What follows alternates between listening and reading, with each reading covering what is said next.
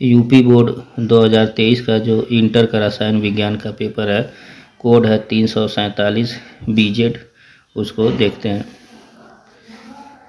पहला क्वेश्चन है, एक अंतः केंद्रित घनी बीसीसी एकक कोष्ठिका में परमाणुओं की संख्या होती है। जो बीसीसी में परमाणुओं की संख्या होती है वो 2 होती है। इसका दूसरा ऑप्शन सही है। अगर एफसीसी पूछे रहते हैं तो एफसीसी में 4 होती है और एग्जाम में दिया गया बीसीसी में परमाणुओं की संख्या होती है 2 परमाणु होते हैं। इसका दूसरा ऑप्शन सही है। दूसरा क्वेश्चन है, 3 ग्राम एस्टिक अम्ल 80 ग्राम बेंजीन में विलीन है तो विलयन की मोललता होगी। जो विलयन की मोललता होगी, इसका तीसरा ऑप्शन सही है। तीसरा क्वेश्चन पूछा गया है, एक प्रथम कोट की एक अपक्रिया के लिए वेग स्थिरांक 2.0 इंटू 10⁻³ सेकेंड इनवर्स है तो इस अपक्रिया का अर्धायु होगा। इसका जो अर्धायु होगा ये इसका दूसरा ऑप्शन सही है, ये वाला। उसके बाद से चौथा क्वेश्चन पूछा गया है, डीएनए में क्षारक उपस्थित नहीं है तो डीएनए में एडेनिन पाया जाता है, ग्वानिन पाया जाता है, साइटोसिन और थाइमिन पाया जाता है। यूरेसिल आरएनए में पाया जाता है, इसलिए ये इसका चौथा ऑप्शन सही हो जाएगा, यानी डीएनए में यूरेसिल नहीं पाया जाता है। पांचवा क्वेश्चन है, ये एक स्ट्रक्चर दिया गया है, इसका आईपीएससी नाम पूछा गया है। हल्का सा बाई प्रिंट ये मिस्टेक, ये बांड यहाँ पे होना चाहिए था। जो बांड यहाँ लगा है ये बांड यहाँ होना चाहिए। नाम तो सही है, 3 मेथिल ब्यूटेन 2 इसका तीसरा ऑप्शन सही होना चाहिए। बाई मिस्टेक प्रिंट ये बांड यहाँ पे लग गया है। उसके बाद से छठवां क्वेश्चन है, हिंस वर्ग अभिकर्मक है।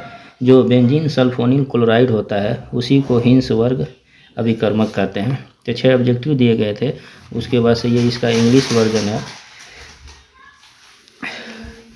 उसके बाद से पूछा गया है कि एक तत्व सीसीपी जालक बनाता है।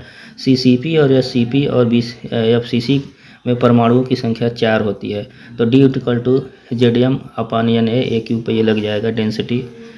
उसके बाद से दूसरा क्वेश्चन है, अंतराकाश बताइए और एफ केंद्र क्या है ये बताना था आपको। कोलराउस का नियम ये तो इम्पॉर्टेंट था और इस तरह से क्वेश्चन दिए गए थे। उसके बाद से वैद्युत कण संचलन लिखना था, अपवहन और उत्कृष्ट गैसों के परमाणविक आकार तुलनात्मक रूप से बड़े क्यों होते हैं ये बताना था। और NiCl4⁻² अनुचुंबकीय है जबकि NiCO4 यानी टेट्रा कार्बोनिल निकिल 0 प्रतिचुंबकीय है, ये बताना था। तो इसमें अयुग्मित इलेक्ट्रॉन होंगे, इसमें अयुग्मित इलेक्ट्रॉन नहीं होंगे। तो जिसमें अयुग्मित इलेक्ट्रॉन होते हैं वो अनुचुंबकीय होता है, जिसमें अयुग्मित इलेक्ट्रॉन नहीं होते हैं वो प्रतिचुंबकीय होता है। उसके बाद से पॉलीपेप्टाइड, ये प्रोटीन से पूछा गया था।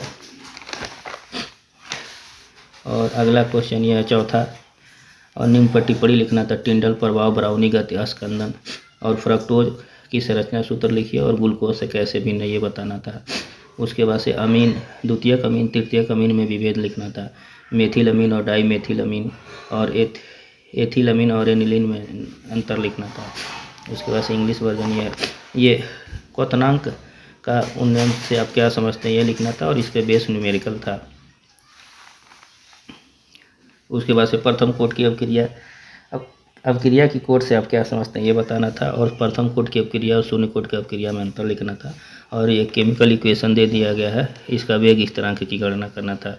ये पूछा गया है, संक्रमण तत्व क्या है। जो डी ब्लॉक के तत्व होते हैं उनको संक्रमण तत्व कहते हैं और प्रथम श्रेणी के तत्वों का समान इलेक्ट्रॉनिक विन्यास लिखना था। जो स्कैंडियम से लेकर जिंक तक तत्व होते हैं परमाणु क्रमांक 21 से लेकर 30 तक, उनको प्रथम श्रेणी संक्रमण तत्व कहते हैं, इनका इलेक्ट्रॉनिक विन्यास लिखना था। और संक्रमण धातुएं ज़्यादातर अनुचुंबकीय यौगिक बनाती हैं ये समझाना था। उसके बाद ये नाम लिखना था, tetra carbonyl nickel 0, dichlorobis ethane 1,2 diamine cobalt 3 chloride और तीसरा था penta ammine carbonate cobalt 3 chloride, चौथा tetra ammine aqua chlorido cobalt 3 और क्लोराइड। उसके बाद से इसका इंग्लिश वर्जन ये है। उसके बाद से आपको ये दे दिया गया है, क्या होता है जब केवल रासायनिक समीकरण लिखी, इसमें से पूछा गया था।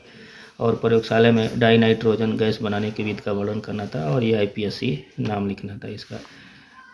और अथवा में ये दे दिया गया था, एल्कोहल तथा पोटेशियम आयोडाइड के अपक्रिया सल्फ्यूरिक अम्ल से का उपयोग नहीं करते हैं, ये सब लिखना था। उसके बाद से जो 7वां क्वेश्चन था ये था कि रासायनिक समीकरण लिखना था, और अगर अथवा में ये नहीं आ रहा तो ये नीचे वाला जो दिया गया है ये लिखना था। और उसके बाद से जो लास्ट में दिया गया है ये निम्न पर टिप्पणी लिखना था, कोल्बे वैद्युत अपघटन, एल्डाल संघनन और रोजन मुंडन अपक्रिया पे। इस तरह का ये जो क्वेश्चन था आधा टफ था और आधा समझ लीजिए आसान था। बाकी पेपर का लेवल एडवांस टाइप का था।